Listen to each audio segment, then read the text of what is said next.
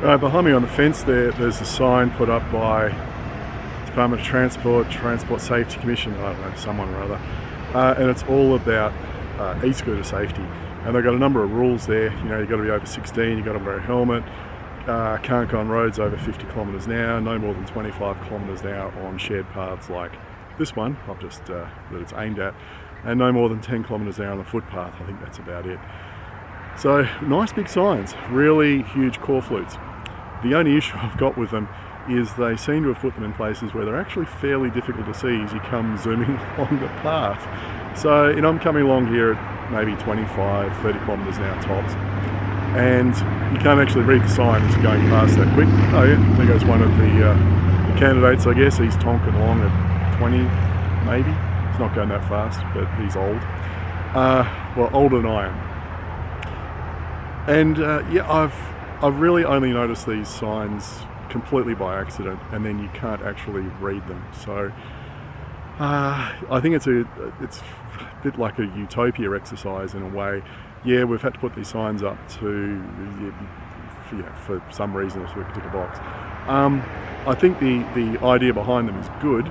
The placement could probably need some work. Now, maybe this is aimed at people who are getting off the path here, so they might have a chance to read it on the way, but I've seen some of them where they've, instead of putting it like there on the fence, it's been, can I do this? Kind of there. So when you're riding along the path, you're not going to see something that's here. And we're not talking about T-junctions, we're talking about just places where there's a convenient fence like this. So maybe a better strategy might be, you know, get some star pickets out and put them beside the path where you've actually got some visibility of them, better visibility, you can see them. But I know that is a problem along here because on this side, there's no, you know, the fence comes right up against the path. There's no point putting against the fence there because people riding past are going to see it even less than they see this. But maybe when they're doing it on this side of the path, they could make them just a little bit more visible or something. Yeah, that's my useless 2 cents for the day.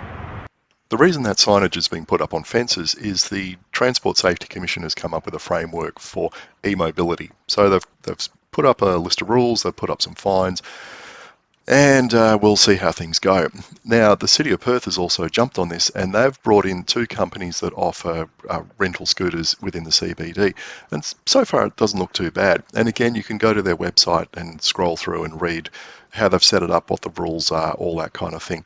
And they've got a catchy little YouTube clip that goes with this that's, you know, obviously linked in with this poster campaign. My only issue so far is not with the placement of the scooters or anything. And what I will do is I will ride around the city at some point and take some photo and video of the scooters as I see them. I just think what they're doing with the placement of the signage so far isn't that great. Now for me this is a classic example of why did they put the sign all the way over there? Now I can see partly why. I mean, there's a gate. Can I do this? Yeah, there's a gate there, but why not put it on that panel? Well, I guess there's a little sign there, maybe they couldn't put it under it, but it just seems to be a hell of a long way off the path and it's not visible. Now, that sign probably looked really, really big when a meeting was called and it was looked at in a boardroom in the head office. But out here on the side of the path, when you're rattling by at 25, 30 kilometres an hour, it might as well be completely invisible. And you only have to look at the size of the billboard. Okay, it's hidden by the train now.